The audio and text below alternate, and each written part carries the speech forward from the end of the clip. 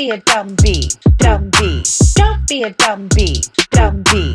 Don't be a dumb bee like me. Take a big deep breath. It's gonna be great. Hi, I'm Alison. Welcome to my new podcast. You're probably wondering why I call my book and my podcast Don't Be a Dumb Bee Like Me. Life lessons of women who had it all, lost it all, and got it all back. I made some crucial mistakes. Mistakes I can't sugarcoat, and trust me, this is so hard to get at, but it's so important. I ignored red flags. I ignored my gut. I ignored my family and friends who warned me about things because I thought I knew it all. And you know what? That inner voice, it never lies. It tells you everything, but I didn't listen. And I know a lot of us make these mistakes. So I am here being as vulnerable as possible. And this is hard. I'm a super private person when it comes to my personal life. But I know someone needs to hear this. Someone needs to be touched. Someone needs to say, wow, I'm going through the same things. And that's why I started this podcast. Being vulnerable, I'm laughing at myself because as much as I love content and stuff, this is my vulnerable space. But I know it's super important. At my age, I'm no spring chicken. You see all that gray hair? So I had to start over in my 50s. And I'm even older now. It took a lot, but I know if I can do it, you can do it. Let's get into the red flags because we all know in our gut when we're unhappy, when we want to change things, when it's not right and we ignore the signs. I ignored the signs. I ignored the signs for different reasons from you. I had a family, I was raising kids, I let my career go. I had gained all this weight. I can go on and on and on. We'll dig into it during the whole podcast. You know what I mean? It's going to be mini chapters. It was in my 50s when really the trauma started. I wanted to be happy. I turned 50 something. I can't remember exactly what year, to be honest. And I went, no, time is running out. I deserve to be happy. We're here to experience life. Do you want to experience misery or do you want to experience happiness? We have the power to choose. We really do. And I think we forget that. I think we're so caught up with making everybody else happy and paying our bills and the kids and husband and whatever you have in your life going on, partner. We forget that our experience is the most experience. And, I'm hoping we return. I'm hoping we come back and have another life, but I don't know. And if we do, I'm not going to remember this one. So I want to be happy. And I woke up determined to be happy. And it took a lot to get there. And I went down a rabbit hole. I can tell you right now, the rabbit hole was a super, super, super hard rabbit hole. And then the light bulb went ding, ding, ding, ding, ding. I need to talk about this. I need to reach people because I know other people are going through it. I have plenty of friends that are going through it who are just miserable. And they won't make a move because they don't know how to make a move. They're scared to make a move. They're scared for change. But I'm going to tell you right now, the universe, God, whatever you call your spiritual world, everybody has something different, does not answer you until you know what you want. And there's hard choices to make, but I choose happiness. I think you should choose happiness. Let me give you some background on who I am if you've just found me. I've had an amazing career in the music business. I am CEO of a record company called JBR Creative Group. I have been in the music business for many, many years. I did take time off to have a family. I also have a cooking blog called Allie in the Valley. I am a serial entrepreneur. I love creative business. And I had an incredible career in the music business. I was running Warner Brother Records, vice president of A&R, signing artists, flying around the world. And then all of a sudden, in my mid-30s, my ovaries started talking to me. They were like, hey, you gotta have a kid. I really wanted children. I really did. It was something that was very important to me. And I always knew that I was going to have children late. Like, I had children in my 30s and my 40s. And I knew I was going to have children late, but I was at the top of my career. And my biological clock was like knocking. Hey, you want to get some kids? You better hurry up. And that's where my big mistake happened.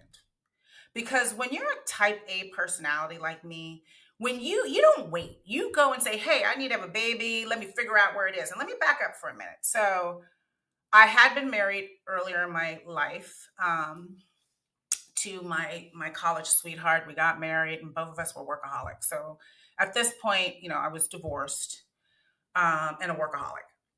And then all of a sudden I hit 30. I can't remember if it was 31, 32. And I started panicking like, oh, I want to have some babies. And I went out finding somebody to have kids with.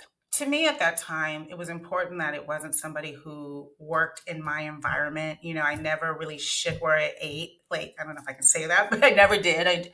I really was conscious about that in the music business because, things get messy. And so I went out looking for, who can I have kids with, et cetera, et cetera. And I rushed into it. And I didn't listen to my gut. And I didn't do my research. And I met someone, my ex-husband, my second ex-husband, and I rushed into it, even though I saw all the red flag signs. I really did, and I ignored him. And the reason I ignored him is he was cute. He was different. I went from one extreme to the other. I just didn't listen to my gut. I knew he wasn't right for longevity. But, it's funny. And I didn't marry him till later after I had my two kids. And at that point, I was financially dependent on him. I had two babies. I have a special needs kid. My son's autistic. My daughter was a preemie. I can tell you, I went through a lot of hardship. One thing I've learned with age, see this gray hair? You can't solve all the problems. You have to face that one thing you can't do. You can't change people. And as much what I do for a living, so A&R, so artist repertoire, I take artists from the very beginning and I help them build their careers. So I come up with ideas for their careers, their music, their looks, how we're going to go into market. I'm a fixer. Ding, ding, ding, ding, ding. I picked my baby's daddy to fix. And there was stuff that you can't fix. You have to look at red flags. We'll get more into that later, but I want to just give you some background on why I am validated to tell you where I've come from. The validation of choosing wrong, giving up my power, thinking I can fix someone, thinking I can fix a situation, 2 children that you're dependent on somebody to help you raise, giving up your career for them, and then realizing you made a really bad mistake and you had to look at yourself and go, how did I get here? I thought I was smart. I went to UC Berkeley. My career has been great. And I made a dumb B mistake. A mistake that cost me years and years of my life. I lost all my money. I had to start all over. And I even lost a relationship with one of my children who decided that I believe the other side and not you, and I have no relationship with anymore. So just to give you a little background, what I realized when I was going through this is I'm not the only one going through this. What I realized when I started talking to people about the pain I was in and the struggle I was going through to figure out how do I get me back and how do I get back on my feet and how do I save myself? Because if I can't save me, I can't save my children. I can't save anything else. How do I love myself again? And how do I forgive myself? That's when I realized I'm not the only one out here. That really is the base of this podcast. If I can help one person know that they're not alone in the world, that it's okay to make mistakes and to forgive yourself and you can pick yourself up and get your life back, because I'm still working on it, but listen, I'm back and I'm back big. Even when I was going through all this, I was trying to get my career back. We'll get in more details, but I was working on my career. Nobody would hire me anymore in the music business because my age. They were like, "Oh, you're old. You're a has-been." Even when I was pregnant with my kids, when I first got pregnant, I had a label deal, and this is many eons ago. They were like, "Oh, you're pregnant. You're not hot anymore. Go have your baby." I mean, stuff like that. So I've been through it. I'm going to tell you what I've been through. I'm going to tell you what I did to get myself and pull myself out of it because I'm on the other side now. Listen, is life perfect? No. But I am grateful for where I am while I'm working on what's next. What you have to do, love yourself. Know that you deserve happiness. Once you figure that out, everything is baby steps. I'm not a dumb bee anymore. And, some people really react. The people I've told I was going to do this podcast and really, share my story with everybody about, my struggles and how I got here. Thought I shouldn't call it that. Some people were like, yeah, I don't know if you should call it that. But I felt that way for years. It was years. And to be honest with you, it's been 5 years since I've been single, building my life back. And listen, I'm kicking ass. Right now, I'm kicking ass. But I wasn't then. I was in so much debt. I lost my home. I lost my life savings. I had no real career. I had to build myself back. My children suffered the most, both of my children. My son, who is autistic, he's just getting better now. He's just okay. And he's with me. And my other child doesn't speak to me. As a mother who gave up everything to raise her children, I gave up my whole career to raise my children, to help my ex with his business. That's the hole in my life. But I had to learn. I mean, I've had a lot of help. Like, I go to therapy, I've had a life coach. I'll get into all that because we're going to really talk about the tools I used to pull myself out and tools that you can use. This is about letting you know what tools I use to help me that can help you or help someone that needs it, because we all need help. Nobody can do this by themselves. I'm learning that right now, just even at my music company, JBR. I'm a doer. I can do everything. I've had to sit back and say, hey, it's time that I need help. I can't do it all by myself. We're growing. I need assistance. I need people to come in and run departments because I'm doing too much and I am no spring chicken. So being vulnerable enough and staying open that you need help. You have to decide you deserve happiness. We all go through these aha moments where it's like, hey, I gotta get my shit together. I want to be happy.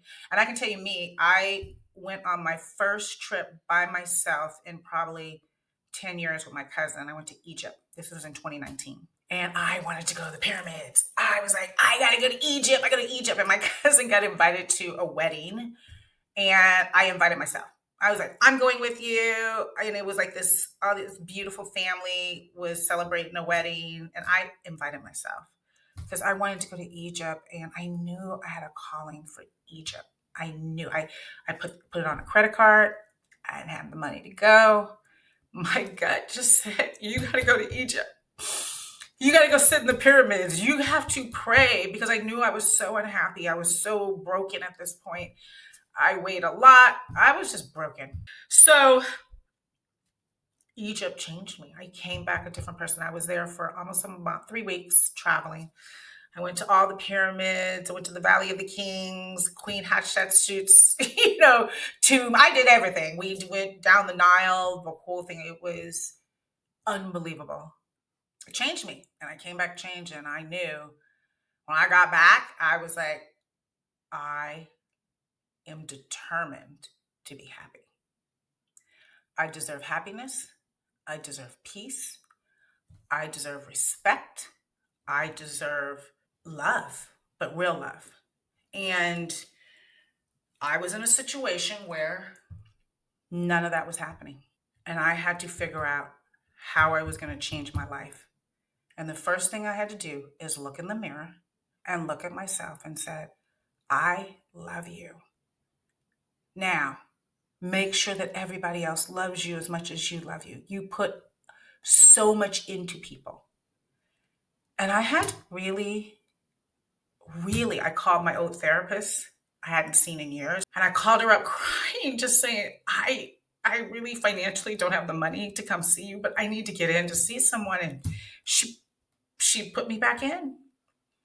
And I gotta say, this woman didn't make me pay her for a whole year because I was that broken. She could see I was that broken that I needed someone to talk to on how did I get here? How do I get out? How do I change my life? And that's the beginning. The beginning is wanting to change. The beginning is knowing that you deserve love and knowing that you can do it. Baby steps. I'm telling you, you can do it. I'm just so emotional. This is tough for me. Seriously, it's tough. But this podcast is not about the red flags. It's not about the bad choices. It's about what happens after. What you do when you're stuck. What you do to get out. How do you rebuild? And I'm here to give you real tools to rebuild, get out, feel good, because everyone deserves to be happy. Everyone. And that's why I started Don't Be a Dumb Bee Like Me. Life lessons of a woman who had it all, lost it all, and got it all back and more. If I can do it, you can too. Don't be a dumb bee, dumb bee. Don't be a dumb bee, dumb bee. Don't be a dumb bee, dumb bee like me.